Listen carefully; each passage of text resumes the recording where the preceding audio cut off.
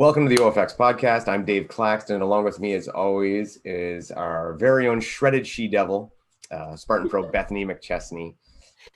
Hi, Beth. Hi. And it's really obvious. It's just you and I tonight. And we have had scheduling issues. We've had technical issues. We've had everything. So we're a little bit late, and we apologize. How Yeah. was your weekend?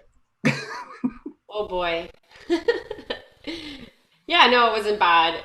Life has been really busy lately. I think it feels like that with everyone. I think with the world opening back up, there's just so much going on. So we had a little birthday party for my nephew, and then I organized a charity run for women's mental health on Sunday. So We didn't even talk about that. I saw that some pictures of that was so. Did you guys do like was it like a 5K or something? yeah, it was a 5K. It was the Shoppers Drug Mart run for women.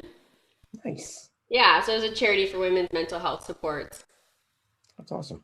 Well, we do it different. We were much more selfish. So, Bethany's doing all sorts of good things, and we're just doing our own thing.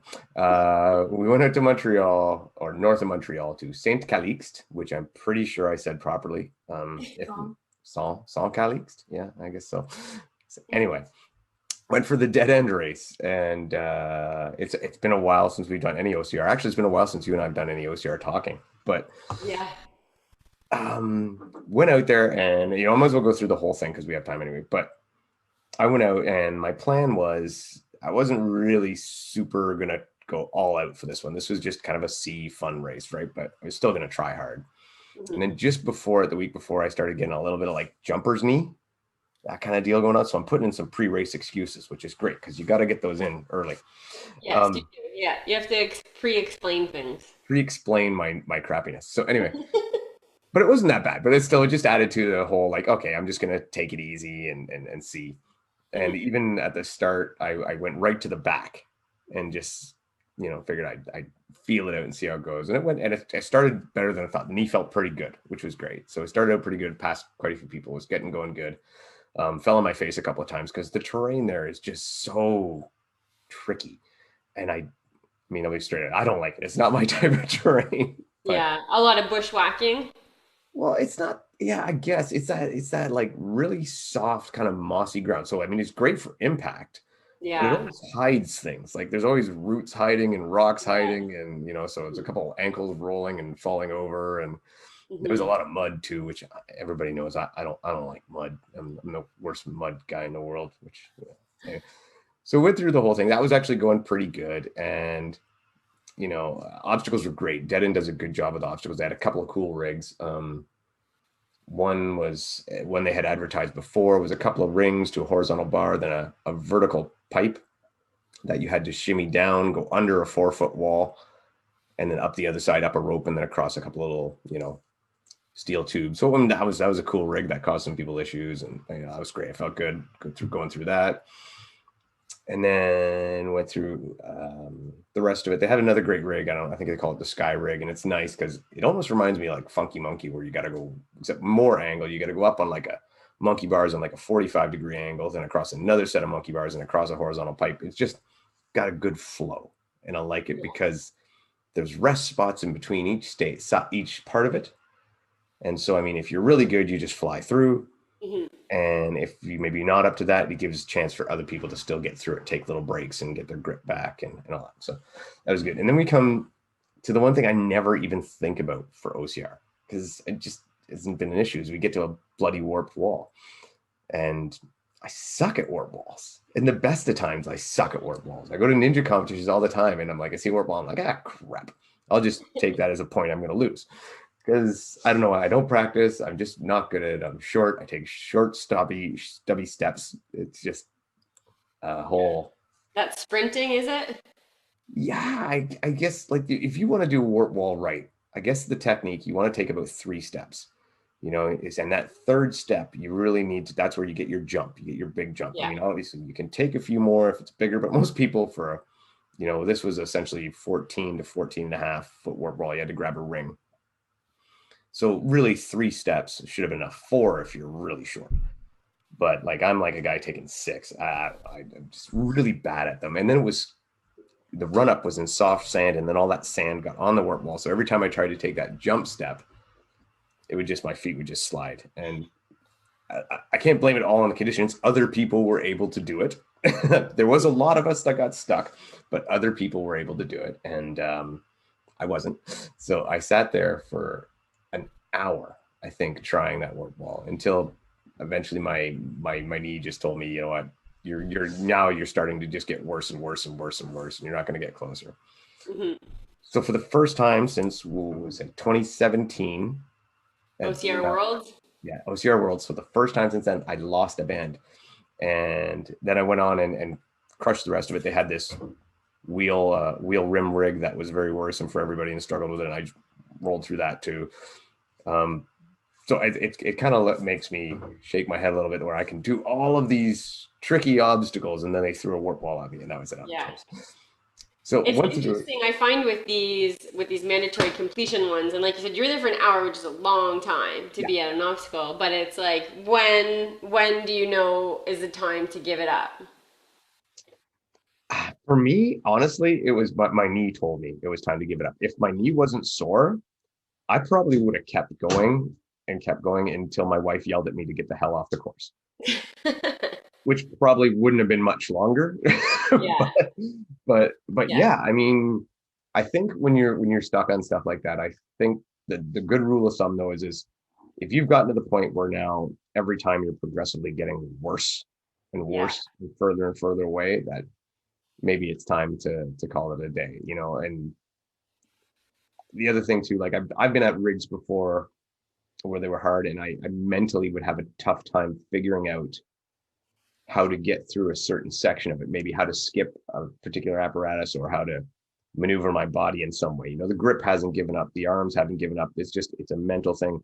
So if I'm still working through that, then I can stay as long as the body holds up. But once your body breaks down, you're not gonna get it back.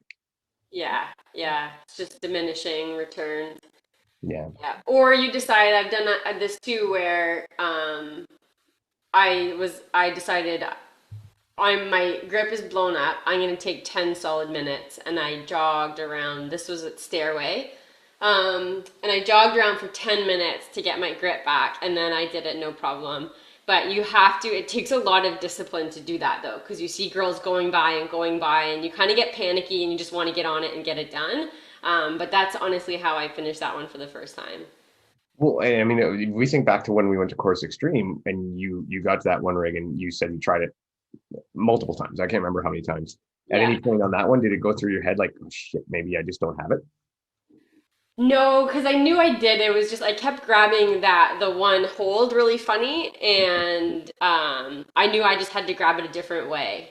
So No. it just took me 3 times, but so I just had to grab the other one differently, and then it was fine in the end. So I knew my grip was. There was a lot of grip intensive obstacles there. I knew my grip. I think I took 3 or 4 minutes after I failed the first time because I was like, I don't want to mess this up, and then I did it again, and then I was like, oh, I have to do this other. It's the really fat grip rectangle thing, so I had to put my other hand over top of it. So my fingers, I don't have big Yeah. hands. My fingers slide back off things really easily, and then I got it no problem. You know what? Yeah, I think it's like a stirrup hold they call it. But you're exactly right. I think when you miss the first one, especially if you've gotten far on the obstacle and you've done a lot of grip in it, Yeah, that's when you need to take that long break, because that second attempt is probably going to be your best shot at yeah, yeah, it. And even if you don't get it, I mean, it's just, yeah, you need to take that break, because it's easy to fall off and run back really fast yeah, and then fall off again and then get in your yeah, head and also burn out your grip and then yeah. not have thought about it. And then, yeah. And to really try not to get panicky, because that's happened to you in the past, where you just start panicking, and then your heart rate's high, and you kind of scramble. So just keep relaxed, keep good momentum on them, and then take a little break. And Yeah. I watched other people do things too, so then I can see like, oh, I just kind of, if I just do this a little bit differently, I'll be fine. Yeah. And I mean, I saw, so it was the same, like I got stuck there, and that was, I'd never struggled with a warp wall in OCR before, because they're usually, 13 feet or smaller, or people can help you or whatever. There's a rope. There's usually a get out of jail card with them. Yeah, So I normally have, and I haven't usually had an issue, but this one was higher than normal. It was that soft, sandy run up, and the fact that I couldn't get any jump at all when I did it just the way I did. the poor technique I used didn't work well with that situation, and it caught me. And it's very humbling because I don't normally fail obstacles. That's not a thing that I do. And especially when I did, I didn't even look at results. We ended up actually doing the rest and still having fun with the rest of the race. I never got down at all about it. I had a good time. And it wasn't until later, when probably later that night or even the next day, I looked at the results for my age group, and I could have took like 10 minutes there. And if I'd gotten it in the 10 minutes, I still would have won age group. And here's the real kicker. If I'd gotten it at all, I would have came second. Oh, wow. So yeah, it caused some chaos. It definitely caused a lot of calamity. And you know what? I'm kind of glad, because not the, well, one, it's good because it's inspired me to get back to the ninja gym and get my warp ball game better. But it lately, when we see a band cutter obstacle at races, it's normally, just some super grip intensive rig that you can either muscle through or you can or whatever. And it's got a lot of people this way. This one, although it's not like, oh, you're super creative, Deadend put in a warped wall, but they put in a challenging wall. And they made something that is normally just an afterthought become very difficult. And I thought it was great. I thought it was cool to have a different experience and to say, hey, you gotta fill in the holes in your game because it's falling apart. Yeah. Oh, Yeah. quickly, and I didn't mention this before. On the sides of warp wall and ninja competitions, a ninja competition coming back to Ontario on August 7th at Aspire Ninja. They're having a ninja competition. The good news is great. Ninja's back, indoor game, going to be awesome. All that stuff is fantastic. Aspire is a great gym, all good people. Everybody's going to have a good time. The bad news is already sold out. Oh, no. Yeah, it didn't take long at all. Yeah, I really bet. Everyone's just excited to get back to doing things. They really are. And I was hoping to get down there to actually cover, maybe video some stuff. And sadly, we have another race that day as well. Yeah. So yeah, we'll go back to that in a minute. But so back to Deadend, was great, finished it all. And they did have something really cool at the finish line. Oh, they had another thing. They had the inflatable slide. Sorry, I don't like inflatable slide. It was gimmicky and it didn't really work very well. I know. Sorry, guys, that was a waste of money. But when you finished and you crossed the line, in order to get your medal, you actually had to do another rope climb. And there was a volunteer up on top of the scaffold, and they put the medal on you No and you climbed the way. rope. I don't know about you, but I thought that was really cool. Oh, yeah, I like it. It's super unique. But what do you do if you can't climb a rope? You cry mostly. Okay. Yeah, you already crossed the finish line. You're okay. They would drop it down. Yeah, no. But it was just kind of a cool touch at the end. Apparently they've done it before. I've never done it with them that way, and I just thought that was really cool. I really liked it. It was a little signature finish. So at the top of the rope, you're holding the rope, and then they put the medal on you? Yeah, and it's not very high. I mean, it's like a 10-foot rope climb. Oh, okay. So I'm just thinking liabilities here. Like the volunteer leaning over. They also had big high Distracted. jump mats under those. So it's like a 10-foot rope climb with big high jump mats under it. So Okay. So no volunteers taking a header off the. Okay. no, it was super, super safe and very, like I said, all you had to do was pretty much, 1.5 pulls and you were up there, and it was just Oh, okay. Okay. That's cool. a nice little gimmick. I mean, and I mentioned this online, Spartan has like their fire jump finish, and Bone Frog, I think, has that monkey bars with the big American flag in the background. It was a Bone Frog. Yeah, that's Bone Frog. So it's just, I thought it was a cool finish. I liked it. I was impressed. And yeah, all in all, they put on a really good show, and it looked like they got a great turnout. Yeah. I mean, it really did. And I was worried because I hadn't, in this area, I'm going to yell at all of me and us in this area. Because in the Southern Ontario area, we've been clamoring for races forever. We keep saying there's nothing, there's nothing, there's nothing. And then one gets put on. And yes, it was 7 hours away. It was a long drive. But we could go. We were allowed to go. It was permitted. And at first I was worried because, I hadn't heard a lot of people from Southern Ontario saying they were going. But when I got there, I was pleasantly surprised to see, yes, there was quite a few people who made the trip. And obviously the Quebec scene supported, as they always do. They were out in droves, and it was fantastic. And I don't even know who won. No, really? I think the 6K lead, I'm not sure. And I don't think it was as important as much as the fact that it was a good race. I think Sam Yeah. won on the Sunday. I think Sam went out and won Okay. the That makes the sense. 12. Yeah, so I mean, let's just assume Sam won. That's what he does out there. Yeah. But it was great. I mean, you weren't there, so I mean that was bad, but whatever. I know. If I even went, I think I would make a stupid move and jump in the race when my ankle's not ready yet. So, Yeah. Oh, I hurt my ankle too. That sucks. It really does. I now have more pity for you than before. And again, it was, that terrain just got me. I horses for courses. yeah. I Yeah. love that. I love that place. I love their obstacles. North 45 is an amazing location. Dead End is a great race, but it's not a good race for me. It's really not. It doesn't suit any of my stronger suits. It just hits me on a lot of the weaker suits. But Mhm. either way, it was good fun. How so here's something to you, and this just kind of has come up because I did twist my ankle and I do have the jumper's knee. How do you deal with training around these injuries? Like, because I mean, you've been dealing with this for a while, right? Like, Yeah. Yeah. So for me, I find what I can do that's not going to make it worse, and I just do that. Honestly, it's best and it's the smart thing to do is right now when you have a flare up, just back right off before it gets serious. So it's easier to take 3 days than 3 weeks. It's easier to take a week than a month. So just do it early. Because if you start trying to train through things and ignore things, then you end up with other issues too. So early and like biking is easy right now. We can swim. So anything that's just not too pounding on the joints, like running. so you're saying my decision to not work out and drink beer today was a solid training maneuver? Yeah, it's a rest day. You need those too. It's But yeah, no. just don't be afraid to take a few days. A few days is not going to ruin your season, but an ongoing injury for sure will ruin your season. Yeah, it's kind of like the diet thing, right? Like, I mean, the one day that you cheat is not going to hit you bad, but the, Yeah. constant. Yeah, I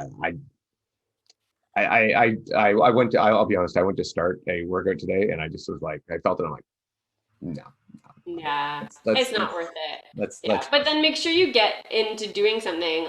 Injuries heal a lot better too if you give them the right environment, right? So if you can get to physio or something, chiro, any sort of inflammatory reduction, lots of mobility.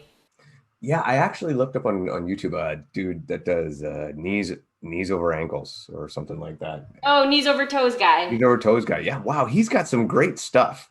Yes, he does. Yeah, I was like, wow, and he's got great ankles.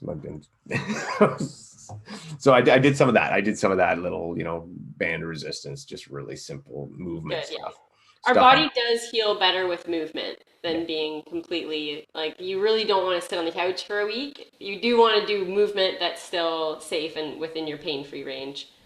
yeah. And so I did. I was a good boy, sort of. While I was eating tacos, I was doing ankle exercises, so it was all right. They were healthy tacos, relatively speaking, though. So the one thing and here, I mean, this gets brought. To go back to the race, and I mean, I don't think you and I probably mentioned it before, and this gets to me when I talk about horses for courses. Does muddy, long stretches belong in competitive races?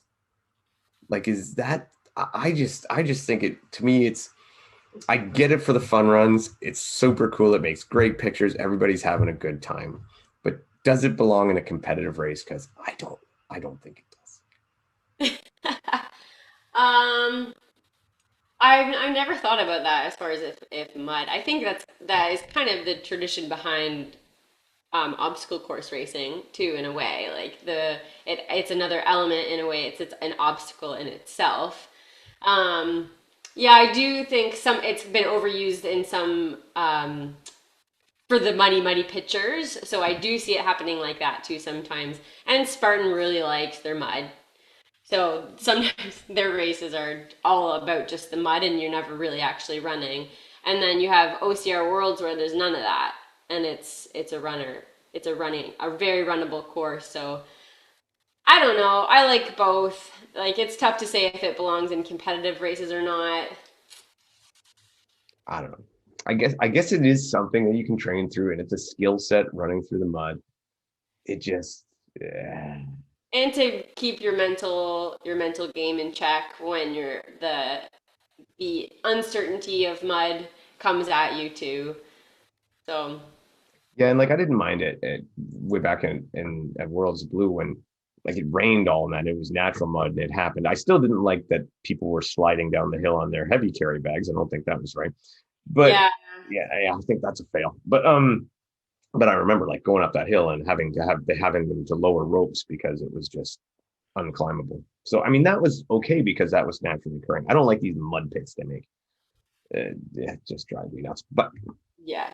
again, horses for courses, personal preferences. It's just everybody else is wrong and I'm right. It's true. You're right, baby. See, she even thinks so. Um, so yeah, ninja gyms addressing my weakness. I will not have issues on warp balls again. What I don't. shoes did you wear? They were, and I always say it wrong. I'm gonna get yelled at. Ultras King MTs. So I mean, they're decent shoes. I can't blame it on the shoes. I mean, Okay. if I had my ninja shoes and that wall was clean, no problem. But everybody else had the same. It wasn't shoes. It was just piss poor technique. Is all it was. Piss poor technique comes down to nothing else. Even the sore knee. No, that wasn't a problem at the beginning. Piss poor technique needs to be fixed. So I'll be back in the ninja gyms and probably see Matt the Bat. I imagine I'll get him to help me out with that. I'll be the next guy. So talk about next this yeah, actually before we get to that, I was going to talk about Spartan National Speed, but we'll go to that later. Because I wanted to, like I said, I was going to do that, go to that see that ninja competition, but I'm going to an RX1 race. And briefly mentioned RX1 before, but we never really talked about it too much. And I'm hoping that Sebastian Corbet, who is the head dude in charge, we're supposed to line up an interview with him soon, so I won't go too in deep into it. But they're having their championship race in August 7th. Now they normally have a full season. This year it had to go virtual, and then luckily they're able to have some in-person races now. And if you've never done an RX1 race, and if you're really into if you're enjoying all the hybrid racing, High Rocks and Deca, RX1 is kind of like Canada's own secret hybrid race that nobody in the States knows about. Yeah. But it's still outdoors, right? Exactly. So what makes it good is a lot of people complain with Deca and High Rocks that it's the same thing every time. Yeah. And that's a flaw being a opinion term, right? Whether you think it's a flaw or not, but some people believe that it being the same thing every time takes away from it. So RX1, what they do is theirs is different every time.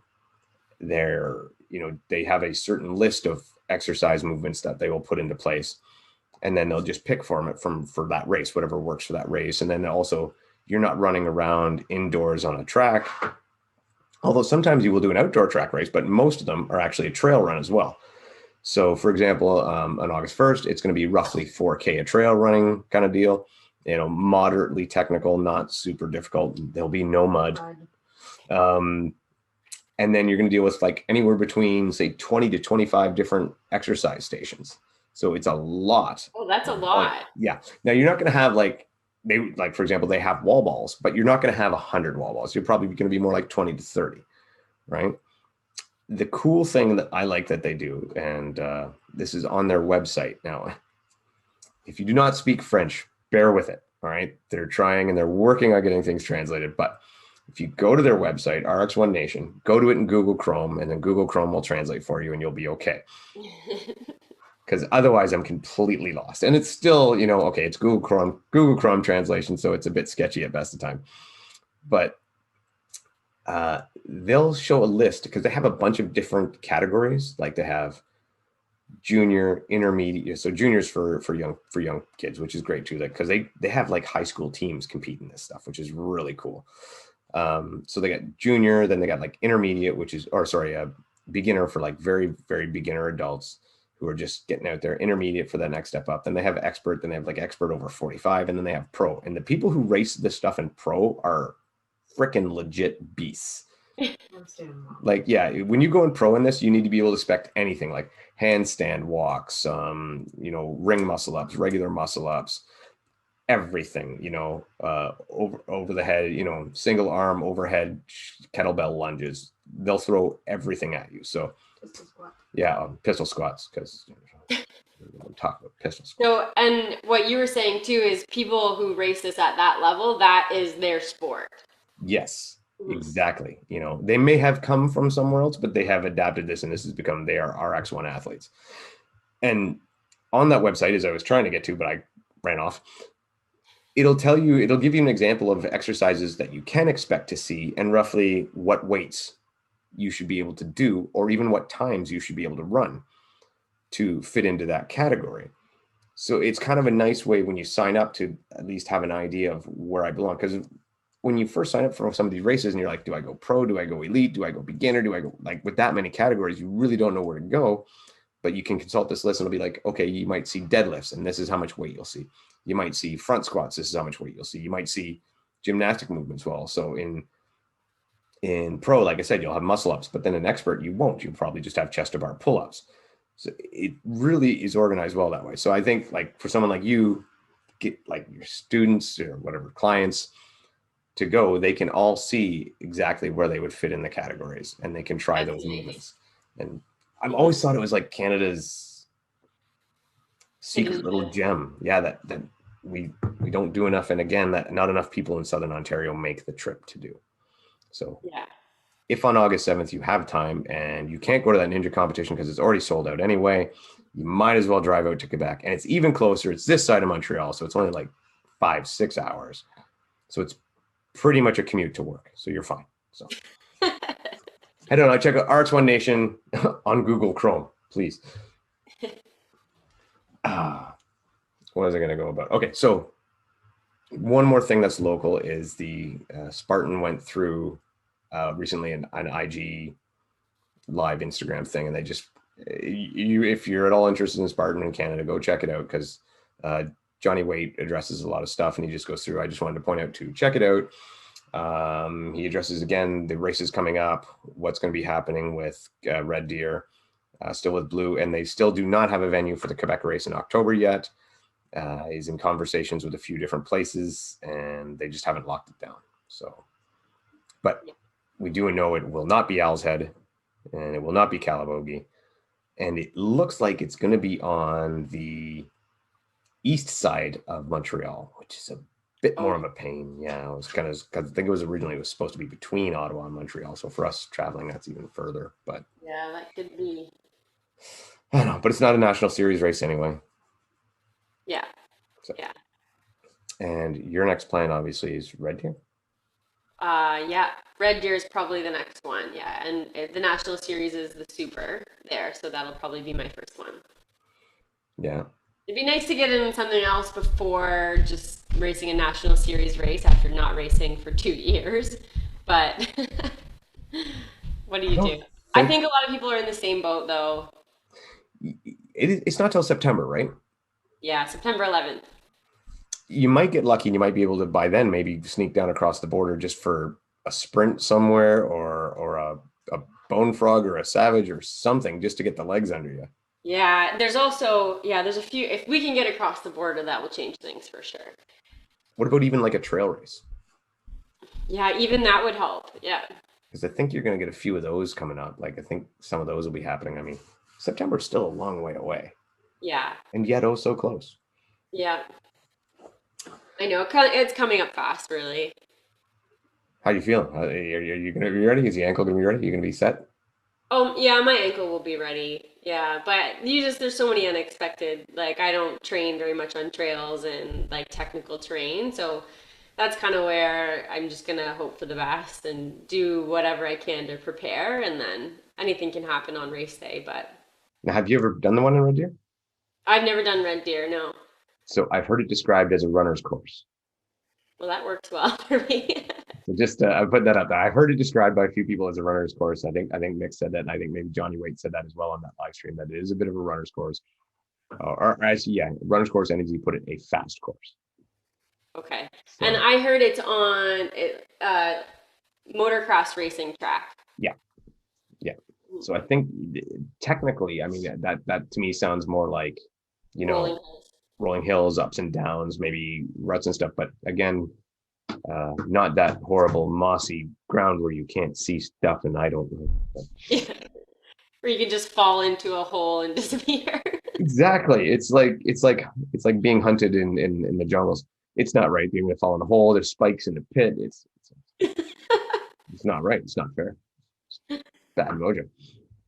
Um, okay, so the other thing that we really should go through quickly is Spartan U.S. National Series is finally happening again Yeah. in Utah this weekend, and I believe that this one is a beast. Yes. Yeah. So here's where I start to think about it. All right, I'm not 100% who's going and who's not going. Everything's still up. I guess the big question is are Ryan and Lindsay going? I'm not sure. I think that they are. I would assume they're going. Yeah, because if they're not, they're pretty much then they're going to have to hit the last three events 100% for sure, and they get no wiggle room for doing well in this. So let's just, for argument's sake, say they are going. Yeah. And this is a beast in Utah. So back in Jacksonville, VJ came out one, Nicole came out and won, and both looked really good doing it. Nicole obviously is out of the game for this year. Yeah.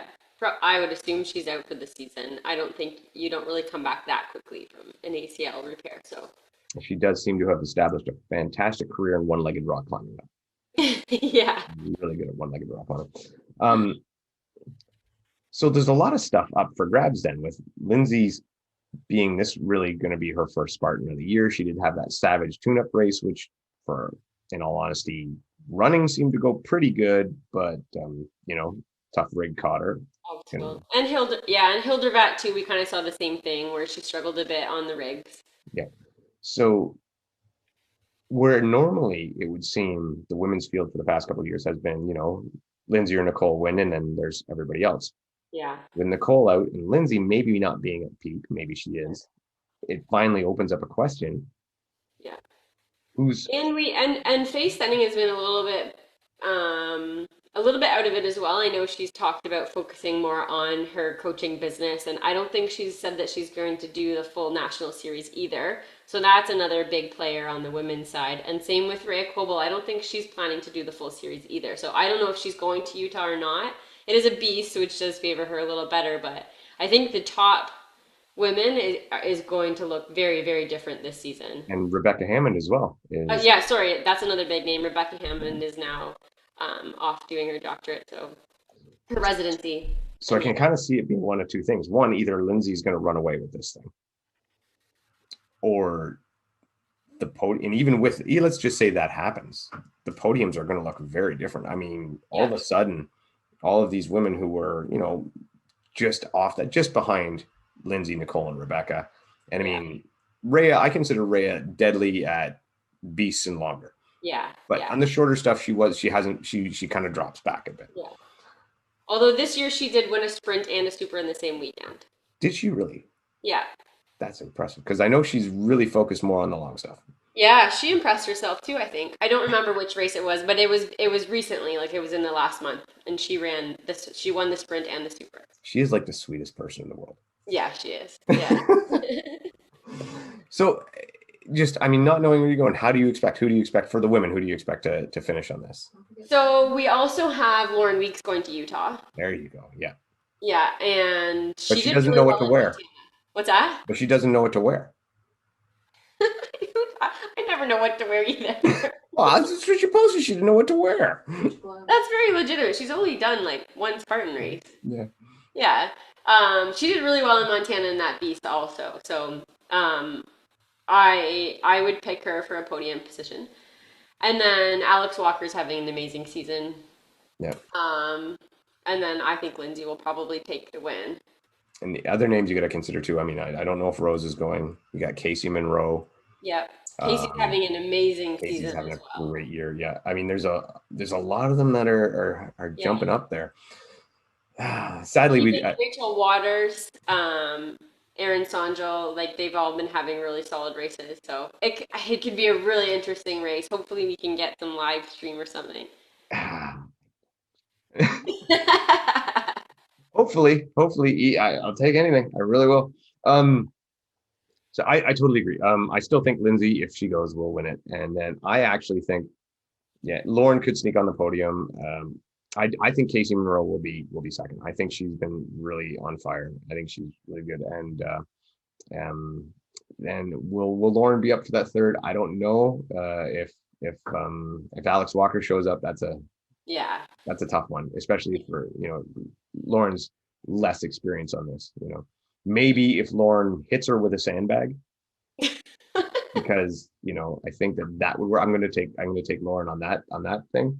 That's And the if least likely thing that's going to happen. it is pretty unlikely, but honestly, if there is a good heavy carry there, that should favor Lauren, and that could help her out. But That's true. If there's a double sandbag or something. yeah, but I do think that if I was just to pick between those two, and then I would, for that particular race, and you're looking at Alex's running ability, her familiarity with the obstacles compared to Lauren, yeah, I would say we definitely put Lauren as an underdog compared to Alex. So I guess what I'm saying is I'll go Lindsay, Casey, Alex. Yeah. I like your vote with Casey too, Yeah, actually. but we love you, Lauren, and we're rooting for you anyway. So hopefully you win. Yep. As far as the guys go, all right, simple with the guys. Again, will Ryan be there? I'm fairly certain VJ is going as well. I'm not 100% certain on that, but that's kind of close to his neck of the woods. So I'd be surprised if he wasn't. Mhm. Although, here's the thing. VJ has totally admitted that anything over 90 minutes is not his game. Right. So I don't think he could take Atkins on this course. And Atkins, even when he did run the Savage, looked pretty good. Mhm. And he looked pretty good at Hildervat too. But Yeah. I think on this, again, I think it's just Ryan's to lose. Yeah. VJ, I think, will push hard though, and especially at the beginning, he'll do it. And I think he'll still land on the podium. The question is, can somebody like Logan Broadbent, who has had a great year so far, Mhm. can he sneak on there again and get another National Series podium? Yeah, and I know at the last race where it was him and VJ, it was very technical running, and he took 7 minutes on VJ because of that. So the Yeah, train will mix things up for sure. yeah, and I'm not super familiar with that course in Utah. I don't know what it's like. Yeah, I don't know either. No, so I would still say, and then I mean, you have other guys in there. You got Kirk DeWint, you got Kowitsky. You don't know who else is going to show up. That men's field again now. Yeah. If you take, Is Ryan Kempson going? I believe Kempson will be going. He's always deadly too. Okay, yeah, that's another for sure podium potential. Yeah. So I mean, again, it could be your classic Ryan VJ Ryan, Yeah. and You mean actually, Ryan Woods or Ryan Kempson? yeah, Woods. I would take Kempson over Woods. I think Woods is fantastic. Mhm. Mind you, Kempson does burn out a little bit too. It's tough. It's not an easy call. You've seen them have great battles, but I think I would go with Atkins, Kempson, VJ. You're gonna put VJ on the podium in a B say. I am. I am. I still think he's going to hold on. Um, I just, I think VJ is going to push Atkins this year. I still think Atkins will win the whole series eventually, Yeah. but I have a lot of faith that BJ's really got his mindset right. Mhm. I was surprised at Indian Mud Run that he struggled with technical running, but I don't, when I picture Utah, I'm thinking, I'm not thinking it's technical, of course, but I could be wrong. So Yeah. I'm just guessing. If it was more technical, I would put Kempson higher, or even, yeah, I would even give Kempson more run because I know he's really good at technical crap. Yeah. But What's yeah, happening with Johnny Bruno Lima? Is he I not racing? haven't heard anything about Johnny this year. Have you? No. And I don't know. I think maybe he's pivoted a bit into some more mountain running or trail running. Or I know he has been doing a fair amount of that. His girlfriend did her first ultra. oh, really? Wow.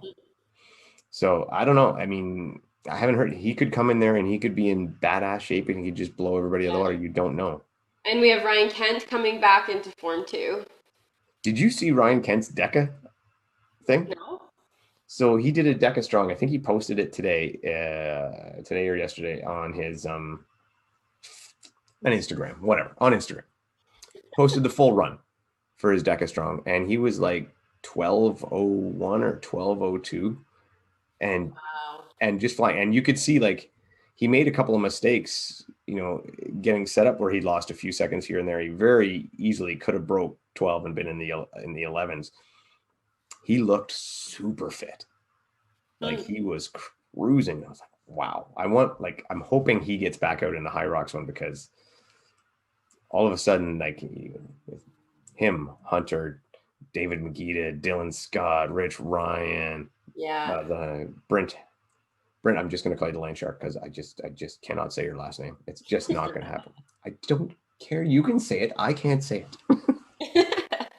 Anyway, that's a good field, and I really hope Kent comes back and adds to that. But yeah, he looked great. I mean, I think, and I've heard him talk, he seems to be completely rejuvenated with his Yeah. separation from Spartan, where he's like, I can do whatever I want. The So is he shackles. racing Spartan or no? Pardon me? Is he racing Spartan or no? Yeah, he raced one. He raced the The Stadium Stadium. Series, and he Yeah. won that. Like, he again looked fantastic in the Stadium Series, and Mhm. as far as I know, continued his streak of never being beaten in a stadium. Wow. Yeah, like, but now he's not, like, he was locked into that Spartan contract before, especially when he was going to be, the essentially the face of Deca, Yeah. and they pretty much told him, we want you here, here, here, here, and here. And now all of that's gone, and he can do whatever he wants. And wow, he's looking on fire. I hope he can keep it up. Hmm. I did hear VJ say some interesting stuff about Kent though on an interview though. Oh, yeah. He can break Kent mentally. Like, That's what he said? that's what he said. I'm like, that's some good trash talking. And I don't even think he was trash talking. He was just saying that I can beat him. He's got that confidence. Ah. So I don't know. Yeah, I would love to see Kent show up. That would definitely. On a beast though, I still think that he's not gonna podium, but it does throw another great competitor in there. So what about you? Who do you think is going to take that one?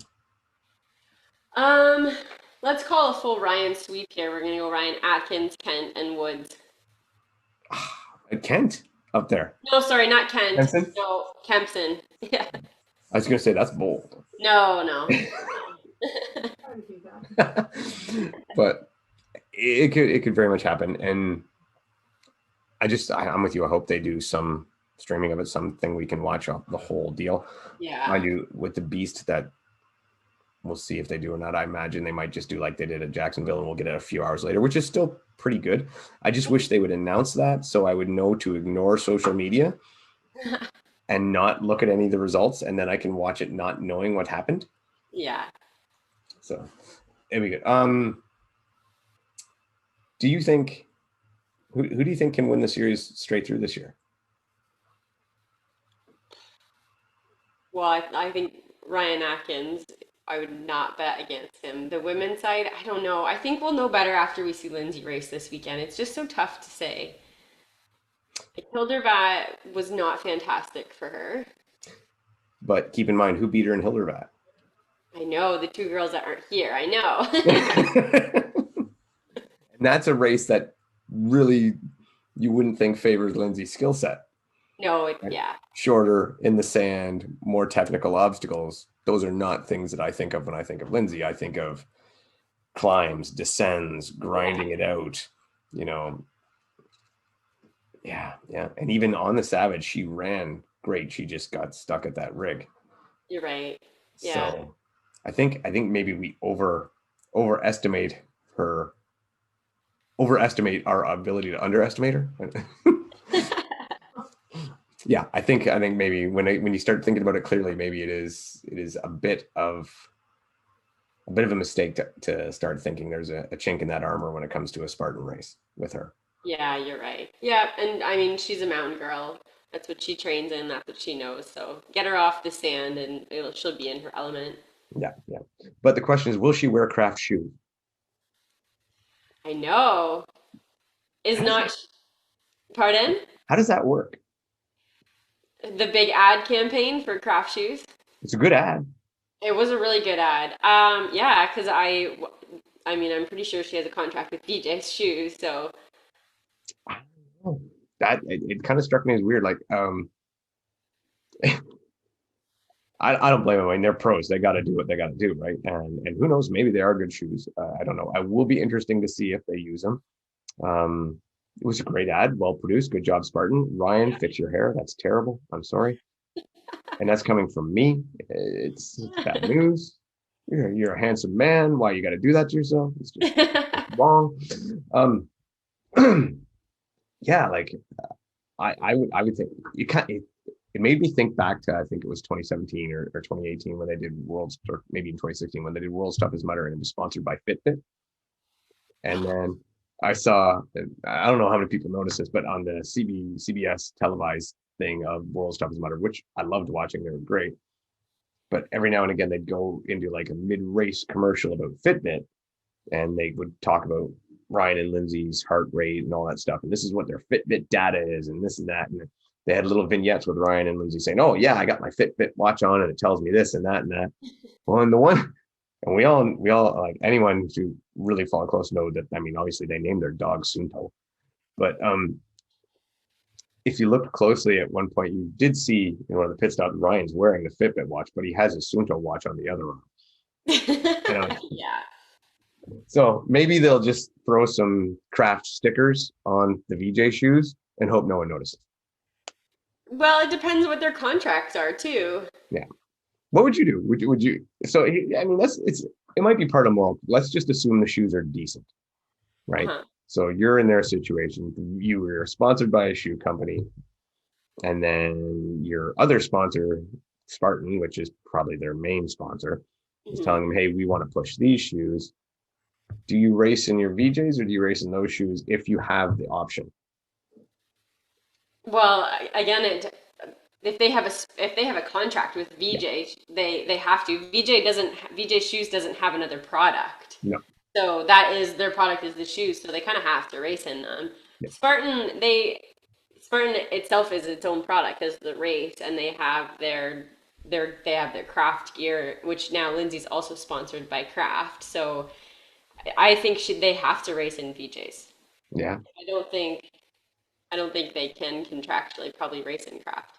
I mean, having heard them, on All Places rave about their VJ shoes, I don't see them running in anything else. And I No. don't see them doing that commercial if they knew that they would be pressured into it.